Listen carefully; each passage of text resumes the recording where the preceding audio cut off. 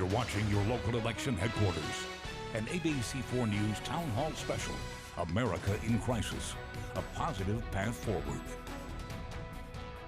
Welcome back to our special, America in Crisis, a positive path forward. Senator Mitt Romney back with me now as we shift our discussion to the government's response to this pandemic.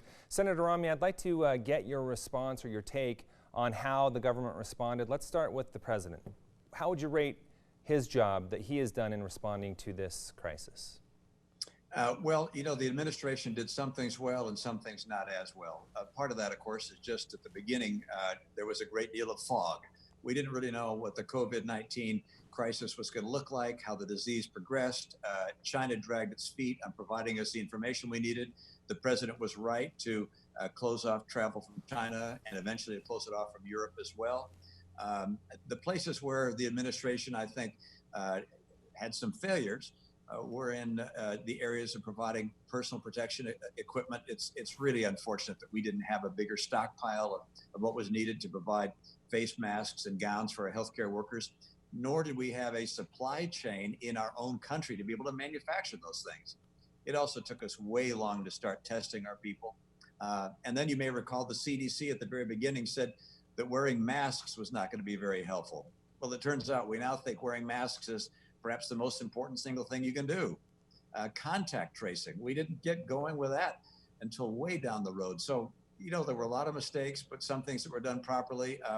I'm sure there'll be a lot of analysis that is done afterwards to say, how can we do better? And I think the Asians, which had dealt with the SARS epidemic in the past, they were better prepared to know how to respond to a crisis like this, and I think got on top of it faster and more effectively than we did.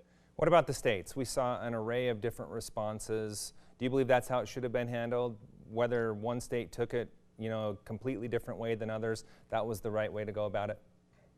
Yeah, I think the federal government should have done a more complete job of coordinating the distribution of equipment and supplies than the federal government did. States were competing with each other to buy masks. That doesn't make sense to me. But I think it did make sense to have individual states make their own decisions about what things they close down and not close down. In Utah, for instance, Governor Herbert and Lieutenant Governor Cox, I think we're wise to say, look, we're not going to shut down the entire state because we've got some counties that really have no disease whatsoever, and other counties have a lot of it. And so they had a more of a piecemeal, county by county, business by business plan, which I think in the long run made more sense. We opened up this special to questions from our viewers. I want to get to one of those now. This comes from Daniel Whitty. He asks you this, Senator. If a coronavirus vaccine should be developed and approved, there will surely be a large number of people who do not trust it. Do you think it is constitutional to forcibly administer a coronavirus vaccination to those who do not want it? I think that the public health officials will conclude that this is a vaccine that would be given to people who requested it. It would be voluntarily received. So I don't think that question will ever be raised. I think you're going to find that older people and people who have compromised immune systems will stand in line along with healthcare workers to get it. I think some younger people, particularly children, really won't need it at all because the incidence of the disease and the consequence of the disease is so much less in younger people. Okay, we only have about 30 seconds left, but I really want to get to this last point. The Navajo Water Rights Settlement. Navajo Nation has been hit disproportionately hard with this virus. How will that potentially help out in this situation? Well, a piece of legislation that was begun by Senator Orrin Hatch is one that I've picked up, and I have finally got it passed through the Senate. It took unanimous consent, every Democrat, every Republican agreeing.